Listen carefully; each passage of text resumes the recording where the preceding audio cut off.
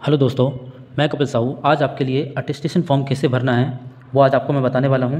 बहुत ही ज़्यादा रिक्वेस्ट आ रही थी कि अटेस्टेशन फॉर्म कैसे भरा जाए ताकि कोई गलतियाँ ना हो।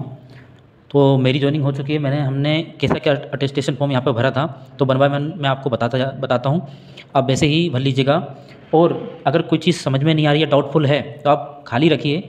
आप जहाँ जब जब आप ज्वाइनिंग के लिए जाएंगे तो वहाँ पर आपको बहुत टाइम दिया जाएगा। आप वहाँ पर बैठ के आराम से उस फॉर्म को भर सकते हैं।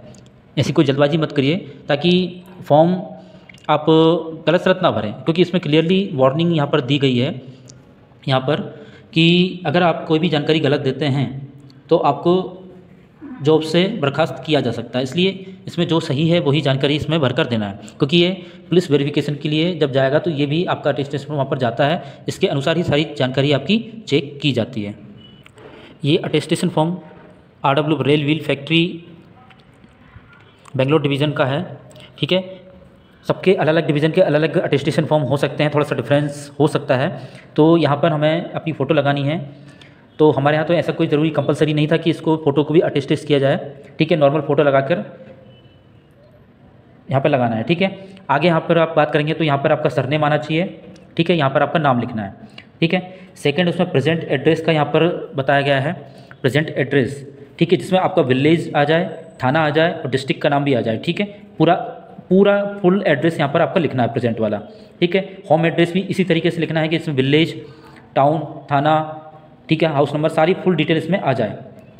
ठीक है, ये दोनों ब्लॉक दिए गए हैं, दोनों में पूरा कंप्लीट एक ही एड्रेस लिख दीजिए। ठीक है, मतलब छोटे छोटे उसमें लिखने की जरूरत नहीं, पूरे उसमें कवर कर दीजिएगा। यहाँ पर ये एड्रेस लिखना है तो पूरा सेम कवर कर दीजिएगा दोनों ब्लॉकों में मिला के ना।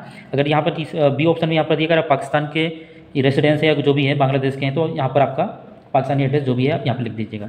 ठीक है, इसके बाद चौथे पॉइंट में आधार नंबर आपका लिख दीजिएगा। यहाँ पर आधार नंबर आ जाएगा। ठीक है, पैन नंबर, ठीक है, यहाँ पर आ जाएगा आपका नेशनलिटी इंडियन। ठीक है, अब देखिए 7 पॉइंट में, ए पॉइंट में डेट ऑफ बर्थ आप यहाँ पर लिख दीजिएगा। प्रेजेंट एज जो भी होगी डेट ऑफ बर्थ के हिसाब से वो यहाँ पर लिख दीजिएगा। ठीक है, एज 8 मैट्रिकुलेशन। ठीक है, 10वीं आपने आपकी डेट ऑफ बर्थ से कितने साल में आपने पास करी है मैट्रिकुलेशन, वो एज यहाँ पर लिख दीजिएगा। ठीक है, प्लेस ऑफ बर्थ आपका जन्म कहाँ हुआ है, वो डिस्ट्रिक्ट, स्टेट। ठीक है, 8वें पॉइंट में। उसके बाद बी पॉइंट में district and state to which you belong, आप कहाँ से बिलोंग करते हैं, वो डिस्ट्रिक्ट, ठीक है, वो स्टेट। और district and state to which your father originally belong, मतलब आपके पिताजी किस डिस्ट्रिक्ट से बिलोंग करते हैं और किस स्टेट से हैं, तो वो यहाँ पर डिटेल लिख दीजिएगा।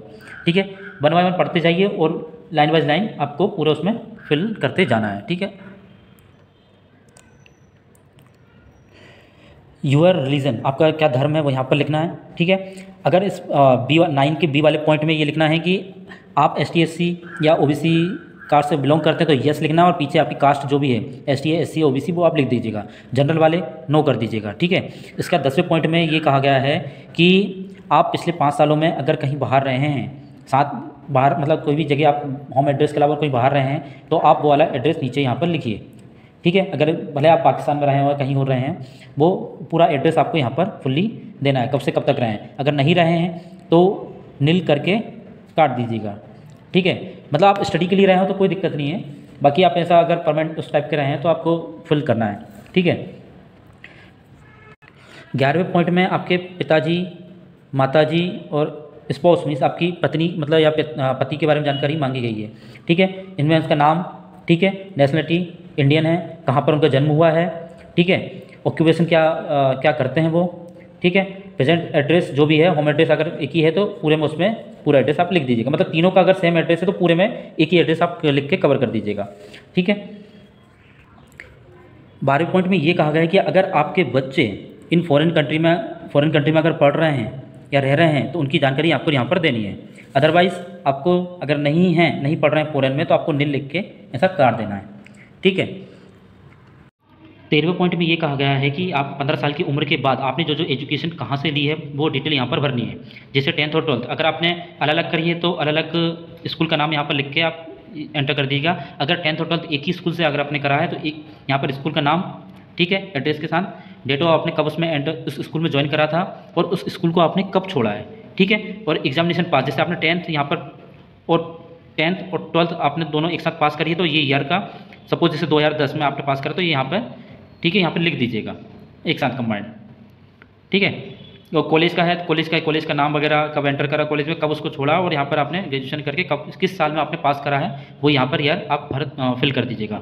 ठीक है, नेक्स्ट 14वें पॉइंट में वो ये कहना चाहता है कि आपने कोई भी गवर्नमेंट या सेमी गवर्नमेंट या कोई गवर्नमेंट से रिलेटेड कोई भी निकाय से कोई संस्था में अगर आपने काम करा है तो कब से स्टार्ट करा, कब तक करा है, किस पद पर आप थे, उस फुल नेम और पूरा उनका मतलब पूरा फुल एड्रेस आप उनका है ना संस्था का।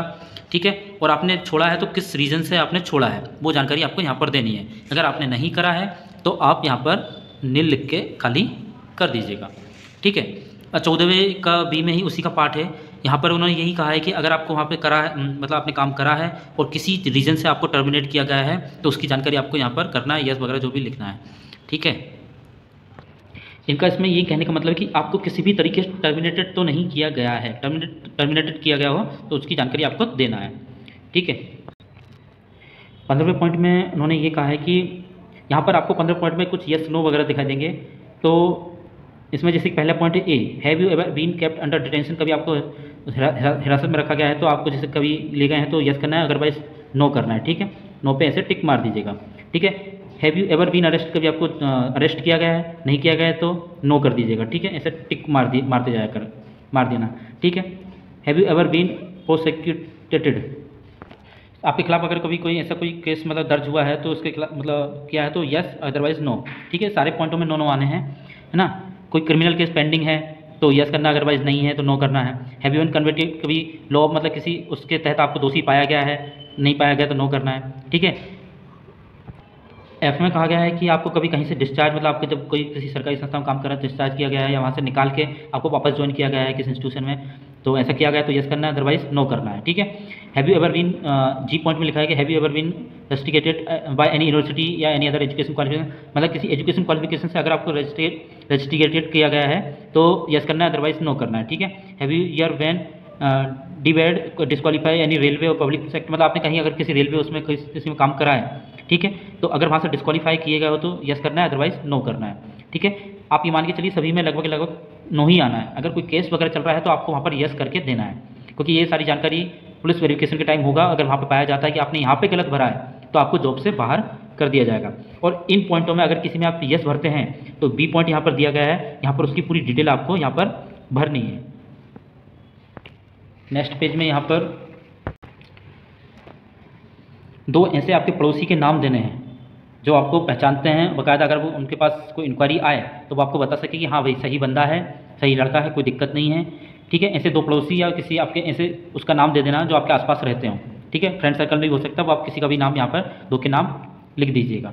ठीक है, आगे यहाँ पर ये नीचे डिक्लेरेशन में यही लिखा गया है कि आप जो भी जानकारी दी गई है वो सही है, अगर कोई गलत पाया जाता है तो आप मुझे जॉब से बाहर निकाल सकते हैं। ठीक है, आपका साइन यहाँ पर, डेट और प्लेस आप ये अटेस्टेशन फॉर्म के ये आपको पूरा ये 4 पेज का जो अटेस्टेशन फॉर्म मैंने आपको बताया है इसके ऐसे 2 सेट यहाँ पर जमा करने हैं, दोनों को फिल करके लाना है। या आप फिल भी नहीं करते हैं तो यहीं पर आकर आप फिल कर लीजिएगा, कोई दिक्कत नहीं है। ठीक है, ऐसे इसके 2 सेट लग रहे हैं। और उसके बाद बाकी जो जानकारी है मैंने आपको इसके पिछले वाले वीडियो में मैंने आपको बता चुका हूँ कि बाकी उनका क्या क्या लग रहा है ना। जो आप अधिकारी से साइन करवा के लेके आएंगे कैरेक्टर सर्टिफिकेट, उनकी सिर्फ एक ही कॉपी लग रही है। ठीक है, 2 कॉपी नहीं लग रही, एक कॉपी ही लग रही है। ठीक है, ओरिजिनल वाली। बाकी सारी चीज़ें आपको बता चुका हूँ मैं कि कैसे क्या भरना है। आप अगर और जानकारी चाहिए तो मेरा लास्ट वीडियो आप देख लीजिएगा। ठीक है, और इसी में आप टेलीग्राम ग्रुप का लिंक अपडेट